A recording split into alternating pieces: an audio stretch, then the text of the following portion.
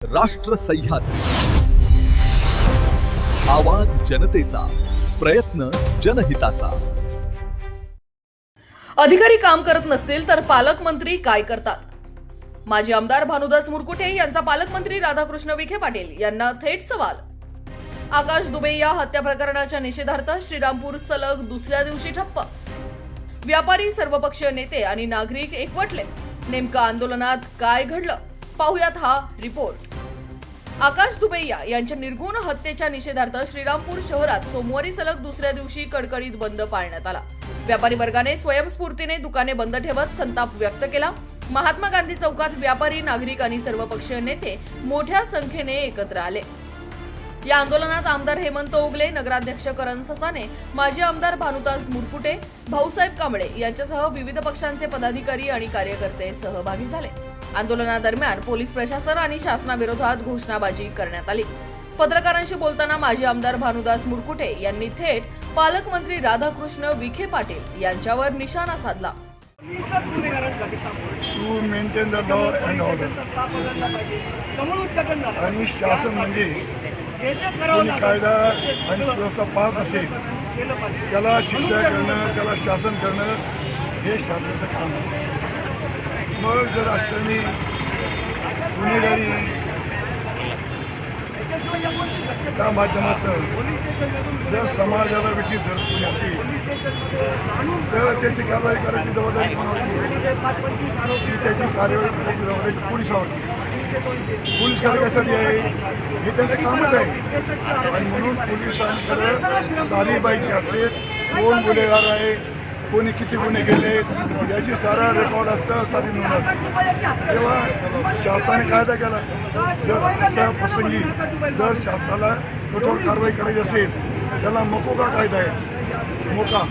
मग संघटित गुन्हेगारी जर एवढी फोफली असेल तर पोलीस खात्याने मोका अंतर्गत या संबंधितावरती कारवाई केली पाहिजे। संघटित हे गुन्हेगार आहे, मोका कायदा संघटित गुन्हेगारीला लागून, आणि म्हणून त्या ठिकाणी शासनाने इतर कारवाई केली हे सर्व थांबून जाईल।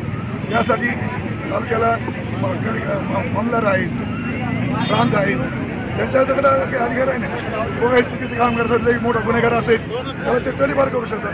ते तडीपारची कारवाई काय करत नाही, ती केली पाहिजे। नंतर जिल्ह्याला कलेक्टर आहे, जिल्ह्याला SP आहे, आढावा घ्यायचा आणि त्याप्रमाणे चुकीचं असेल संबंधित अधिकाऱ्याला त्याप्रमाणे आदेश द्यायचे किंवा तो काम करत असेल त्याची पण करायची। आणि पालकमंत्री कशासाठी असतो? पालकाचं काम आहे की जिल्ह्यामध्ये कुठे चुकीचं चालू असेल त्यांचं ते त्या लोकांना मदत करणे। मग पालकमंत्री काय करतात? आणि चांगले अधिकारी असेल ते बनवून टाकायचे, नवीन चांगले अधिकारी आणायचे।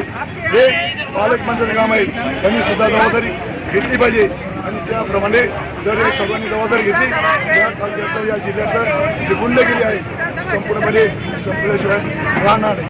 मुरकुटे म्हणाले, गुन्हेगारीवर नियंत्रण ठेवण्याची जबाबदारी पोलिसांची आहे। अधिकारी काम करत नसतील तर तहसीलदार आणि जिल्हाधिकाऱ्यांनी त्यांना सूचना द्याव्यात। त्यांचंही ऐकत नसतील तर पालकमंत्री कशासाठी आहेत? बेजबाबदार अधिकाऱ्यांच्या बदल्या करून जबाबदार अधिकारी नेमावेत। नगराध्यक्ष करण ससाने यांनीही पोलीस प्रशासनावर राजकीय दबाव असल्याचा आरोप केला। दबाव कमी झाला पाहिजे। पोलिसांना जे पोलिसिंग असतं, कोम्बिंग ऑपरेशन करणं, ज्याच्याबद्दल तक्रार येते तक्रार घरी नोंद करून घेणं, यांचं स्वतंत्र मिळालं तर सगळं सोपं होऊन जाईल। परंतु पोलिसांना असं सांगितलं जातं की या संघटित गुन्हेगारांचे नाव घ्यायचे नाही, त्यांच्या नावाने या फळ्यात दाखल करायचं नाही, परंतु वरतून आदेश येतात। त्याच्यामुळे पोलिसांना मोठा दबाव असतो आणि या सगळ्या चुका पोलिसांच्या आहेत आणि राज्य शासनात असलेल्या काही नेते मंडळींचा दबाव या सर्वांवरती असल्यामुळं या सगळ्या घटना वाढत आहेत। पण लहानपणापासून श्रीरामपूर पाहता हे विचारतो हे सगळं माहिती पाहिजे।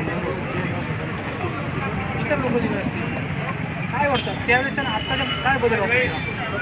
कोणताही राजकीय पक्ष जरी सत्तेत आला त्यावेळेस काँग्रेसचं सरसकट वरपासून खालपर्यंत सरकार होतं। ते छोट्या गोष्टीची जेव्हा तक्रार झाली तेव्हा स्वर्गीय सत्तेने साहेबांवर सुद्धा गुन्हा दाखल झाला होता। म्हणजे ते आमदार होते, शिर्डी संस्थांचे अध्यक्ष होते, परंतु कायदा त्यांच्यापेक्षाही मोठा होता। आणि जो माणूस पोलीस स्टेशनला जात होता त्यावेळेस ते आमदारावर सुद्धा गुन्हा दाखल करत होते, परंतु कायद्याची मोकळीक आणि कायद्याला स्वतंत्र होतं। त्यावेळेस वरतून पोलिसांना फोडीत नव्हते, हे स्वतंत्र आज घेऊन गेलेले आहे।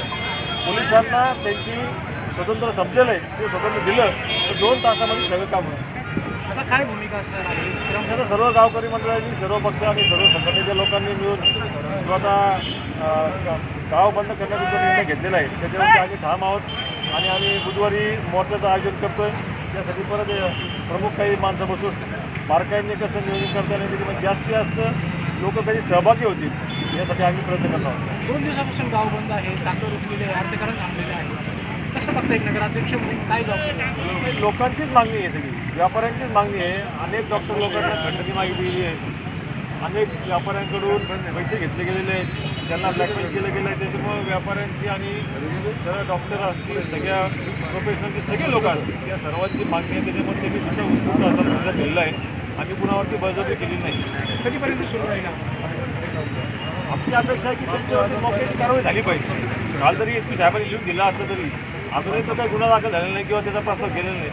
तो गेला तर आम्ही दाखल तयार आहे. एका व्यक्तीचा या ठिकाणी खून झाला आहे.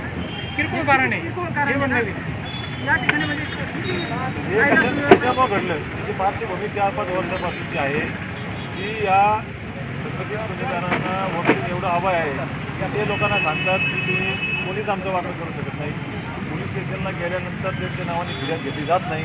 पोलीसच सांगतात कशाला या भानगडीत पडतात. पोलीस त्यांचे 40% पोलीस त्यांची छबरी म्हणून काम करतात आणि त्याच्यामुळे सर्वसामान्य माणसाला पोलिसाचा आधार वाटत नाही, तेव्हा लोक पोलीस स्टेशन जात नाही.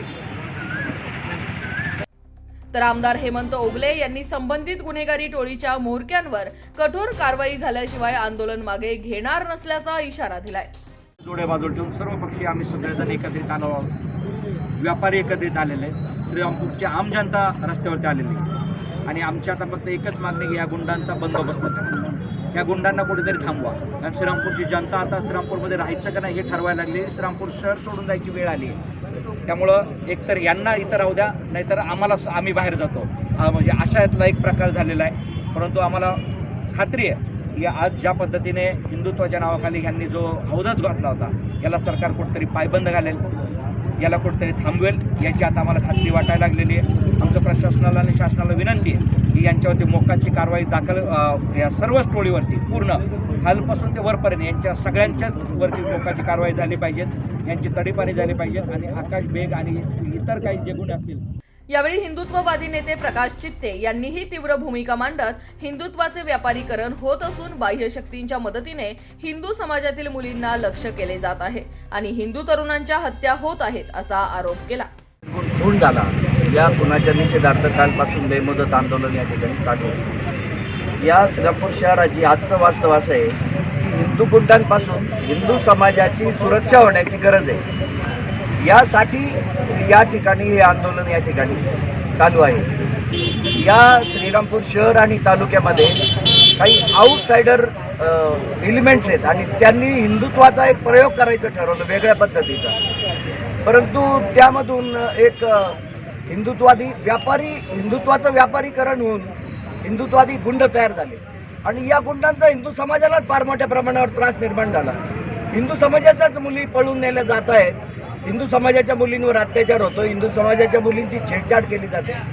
या ठिकाणी श्रीरामपूर शहरामध्ये मोठ्या प्रमाणावर गुन्हेगारी फोफावलेली आहे. मोठ्या प्रमाणावर अवैध धंदे आहेत. या श्रीरामपूर शहरामध्ये 10 कोटीचं ड्रग्ज सापडतं. या ड्रग्जचा मुळापर्यंत तपासच जात नाही. मेट्रोफिनची इंजेक्शन्स, नशेची इंजेक्शन्स विकली जातात. एक तरुण पिढी श्रीरामपुरातली पूर्णपणे इंजेक्शन आणि ड्रगनी बरबाद झालेली आहे. याचे गुन्हे दाखल होतात परंतु त्याच्या मुळापर्यंत या ठिकाणी मुळापर्यंत जात नाहीये तपास आणि पोलीस पूर्णपणे निष्क्रिय आहे. पोलीस फक्त क्लिनिकल यंत्रणा या ठिकाणी राबवते.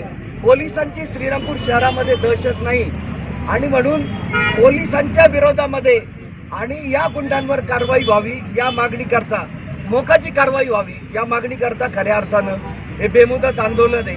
या दृष्टीने हिंदू समाजाला, साऱ्या श्रीरामपूर शहराला न्याय मिळाला पाहिजे अशी या आंदोलनाची मागणी आहे. आकाश दुबे या हत्या प्रकरणामुळे श्रीरामपूरमधील कायदा सुव्यवस्थेचा प्रश्न पुन्हा एकदा ऐरणीवर आलाय. या प्रकरणात पोलिसांची पुढील कारवाई काय होते आणि आंदोलनकर्त्यांच्या मागण्यांवर शासन काय भूमिका घेते याकडे आता संपूर्ण जिल्ह्याचं लक्ष लागलंय. राष्ट्र सह्याद्री न्यूजसाठी प्रतिनिधी भरत थोरात, श्रीरामपूर. राष्ट्र सह्याद्री. आवाज जनतेचा, प्रयत्न जनहिताचा.